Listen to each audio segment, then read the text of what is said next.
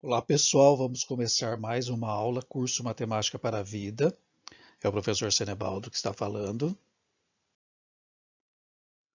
Hoje nós vamos ver a aula 10, a matemática e a arte.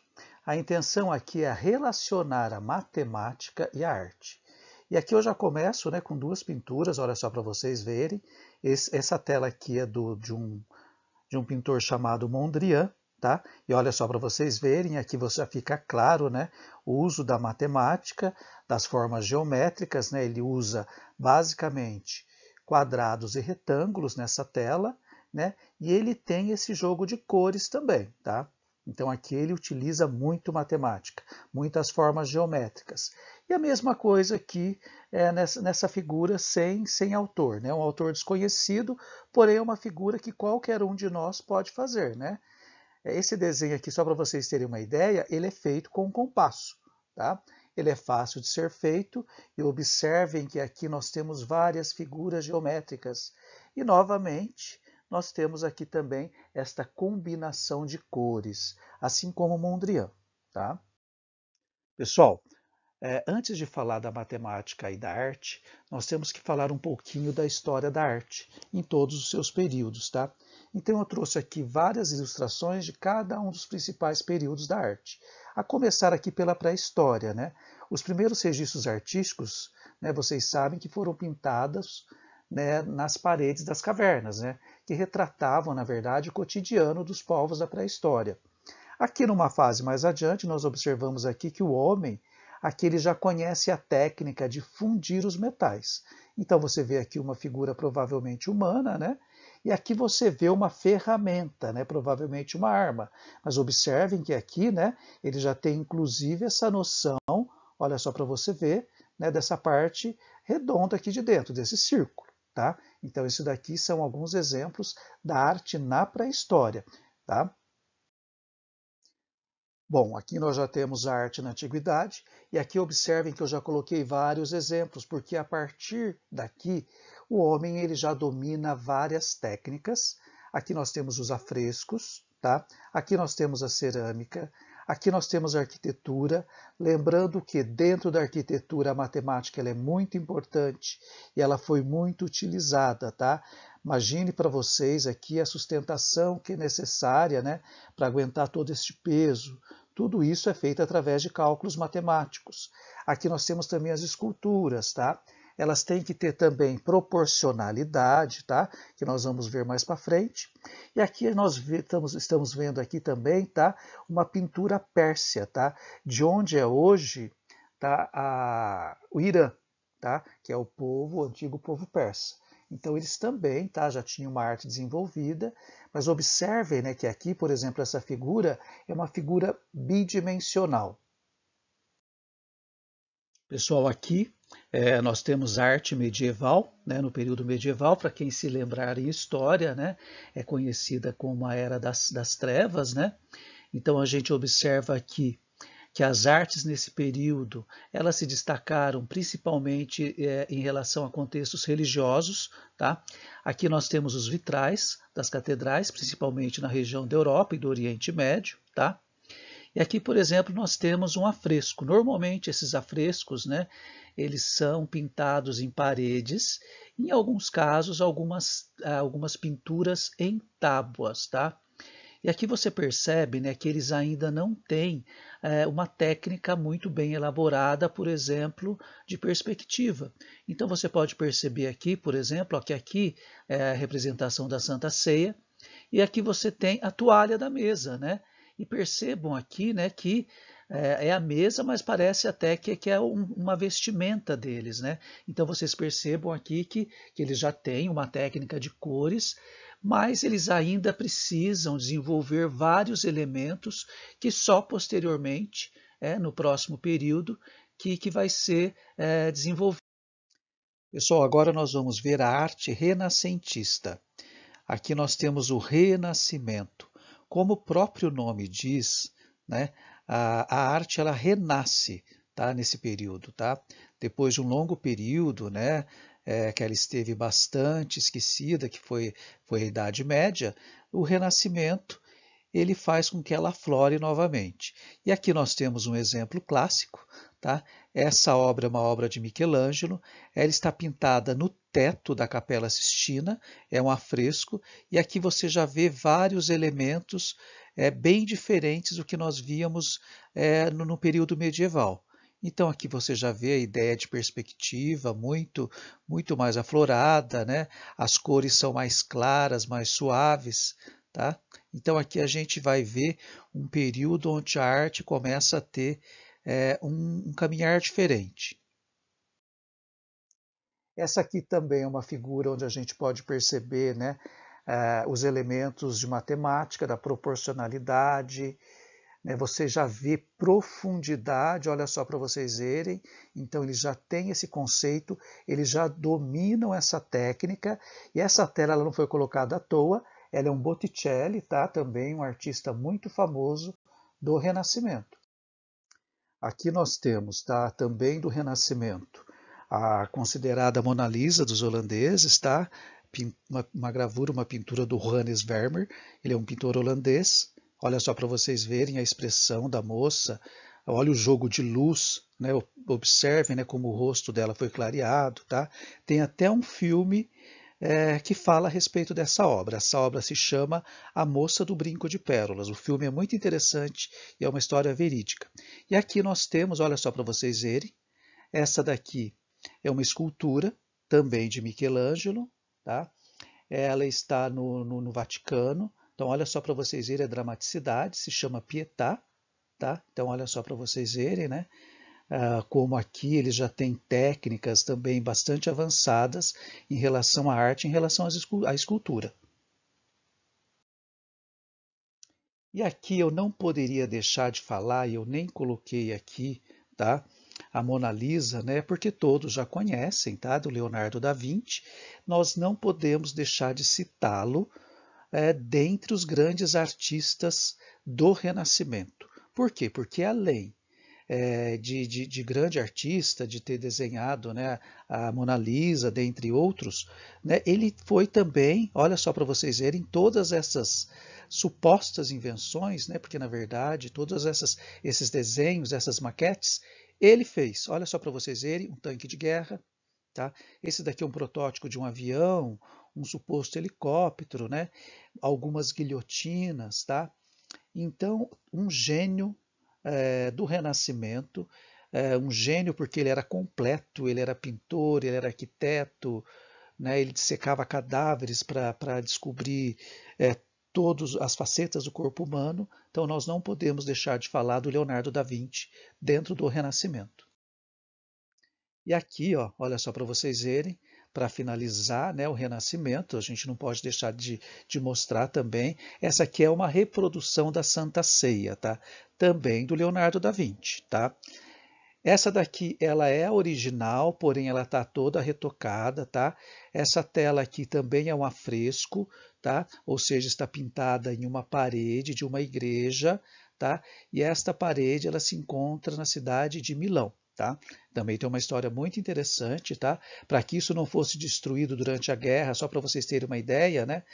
Os monges, os padres, a população em geral, eles colocaram vários sacos de areia nesta parede, dos dois lados. Tanto é que essa igreja foi bombardeada, porém, esta tela, este afresco, né, não tela, este afresco foi preservado durante os bombardeios acontecidos na cidade de Milão na Segunda Guerra Mundial.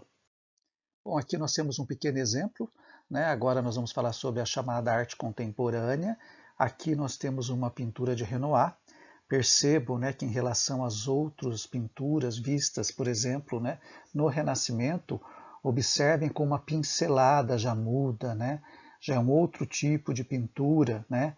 E aqui nós temos um exemplo na arquitetura, né? Você tem aqui o Panteão, que fica em Paris. Então olhem, né, observem, né, a perfeição, né, que é feita essa construção. Pessoal, para falar da arte moderna ou modernismo, eu coloquei aqui para vocês algumas correntes. Então aqui e destaquei algumas gravuras que são bastante representativas dessas correntes. Nós temos aqui o expressionismo, aqui nós temos uma figura do Munch, tá? Ele é um pintor norueguês. Então, olhem só para vocês verem, né? Olha, não é expressionismo à toa, né? Percebam, né? Aqui nós temos o fauvismo, tá? Nós temos aqui o Matisse. Olha só para vocês verem a harmonia da tela, tá? Bom, aqui nós temos duas figuras, três, aliás, né? Que representam o período do cubismo, tá? Então aqui você tem um Picasso. Observem como em algumas das suas figuras ele já usa das formas geométricas, tá? Aqui nós temos, né, o cubismo no Brasil, aqui nós temos um clássico, a Tarsila do Amaral, e aqui nós temos o Rego Monteiro, tá? Uma figura também que você observa, né? Olha só para vocês verem, né? São figuras mais retas, né? E essas figuras, então, essas telas, elas representam o cubismo, tá? Esse aqui é o cubismo, né, na Espanha, né, do Pablo Picasso, e aqui o cubismo no Brasil, que também foi muito importante. Pessoal, aqui ainda dentro do modernismo nós temos o futurismo. Olha só para vocês verem aqui um exemplo de tela, tá?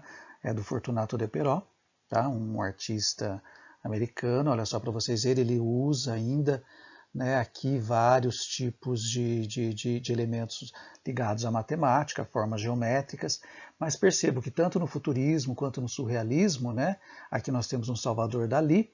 Observem, né, que aqui a figura é mais descontraída, ela é mais livre, né? Ela não tem mais aquela exigência que se tinha, por exemplo, na Idade Média, ou mesmo no Renascimento, de seguir regras, né? De proporcionalidade e de diversos outros elementos que até então deveriam ser seguidos. Aqui eles não seguem mais, tá? Observem que eles têm uma liberdade muito maior de desempenhar o seu papel de artista. Pessoal, aqui a gente já entra, tá, no outro período, arte contemporânea ou arte pós-moderna, tá? Que são que é a arte de uma maneira geral nos dias de hoje. Então, olha só para vocês verem, tá? Inclusive a arte, né? Hoje nós podemos considerar, por exemplo, tá? Uma arte feita com computador mesmo, tá? Essa figura mesmo, né? Ela provavelmente foi feita com a ajuda de impressora, tá? Ou então, como você pode ver aqui, a arte de rua, a arte urbana, né? Que é muito comum nas grandes cidades, né? Olha só para vocês verem, essa aqui no Rio de Janeiro, feita com mosaico, tá? Em toda a parede aqui e no chão. Então, esse daqui é um exemplo da arte pós-moderna, tá? Dos dias de hoje. Vamos entrar agora mais especificamente em alguns elementos relacionados diretamente à matemática, tá?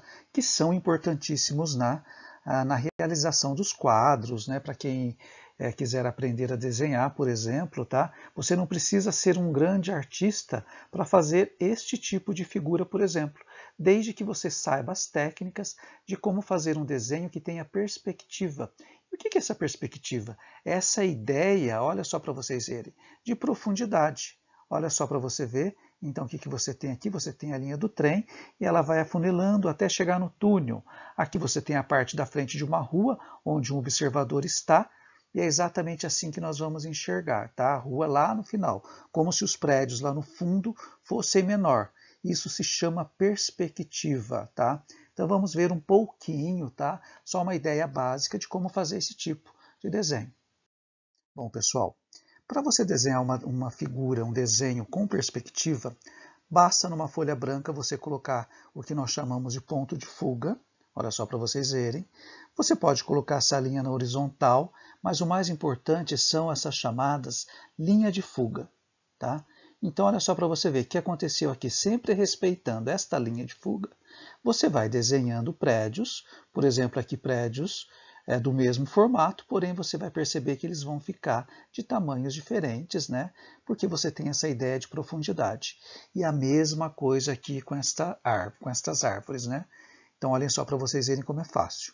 Ponto de fuga, tracei as linhas de fuga, pronto, eu consigo realizar o meu desenho com perspectiva, com esta ideia de profundidade. Quem pensa em fazer qualquer tipo de engenharia e arquitetura vai aprender muito a fazer isso. Aqui eu tenho o que nós chamamos, tá, de uma perspectiva cônica. Né? Você percebe aqui que você tem dois pontos de fuga para dar essa ideia aqui, né, de que você está observando, por exemplo, esse prédio, né, e aqui ele fica menor, porque porque afinal de contas você está nesta frente, mais próximo a esta parte do prédio.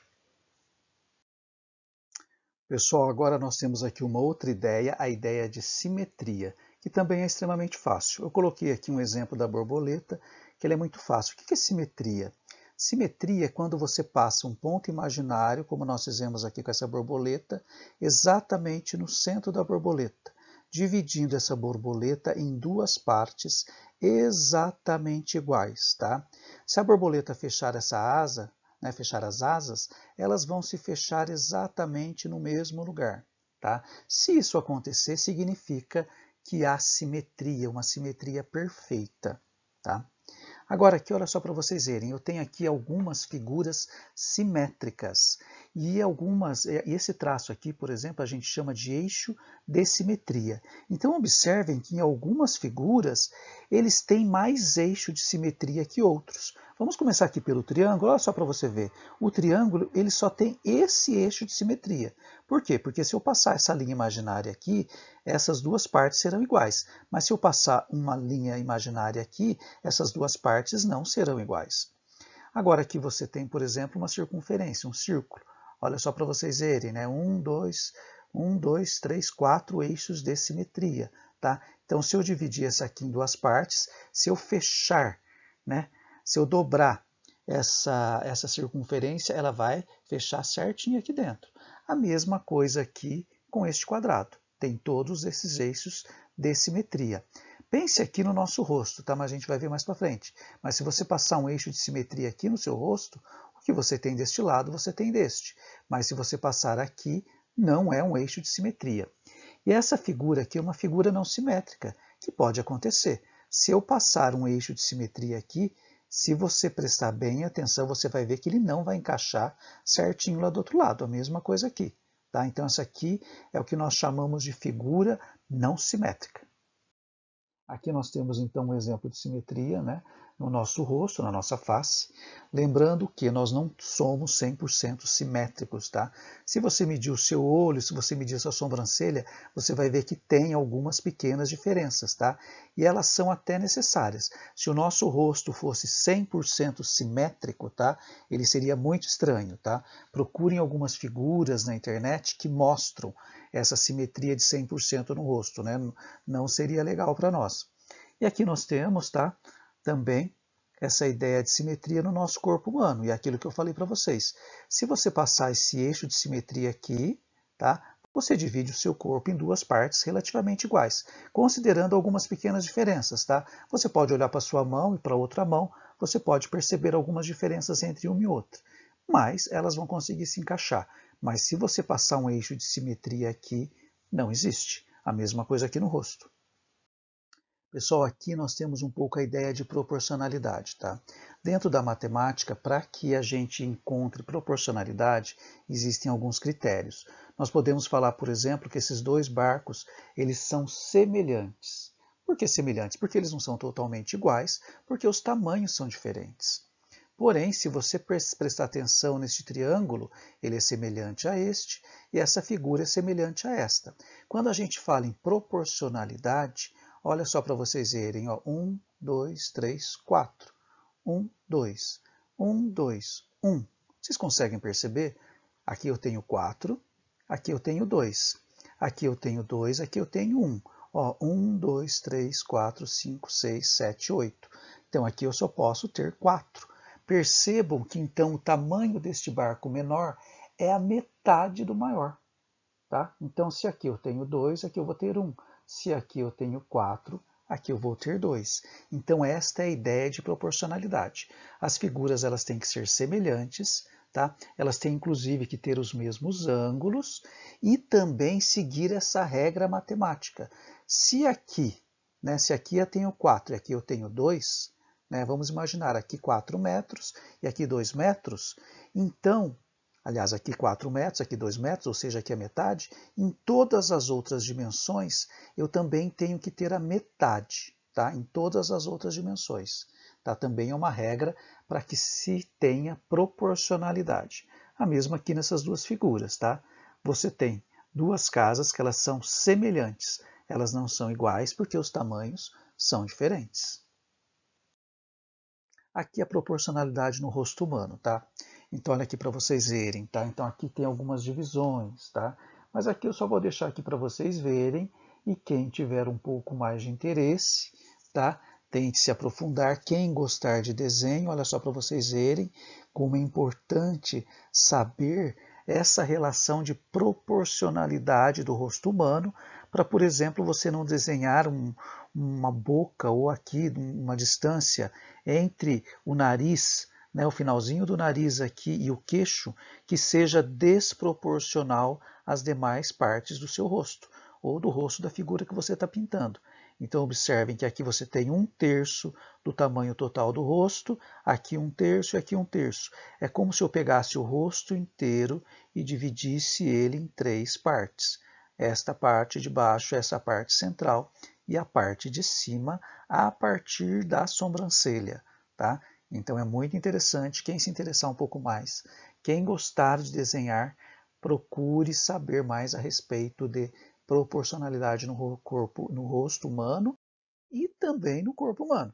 Então você tem aqui, tá, todos os números que relacionam as nossas proporcionalidades, tá? Também não vou entrar muito em detalhe, tá?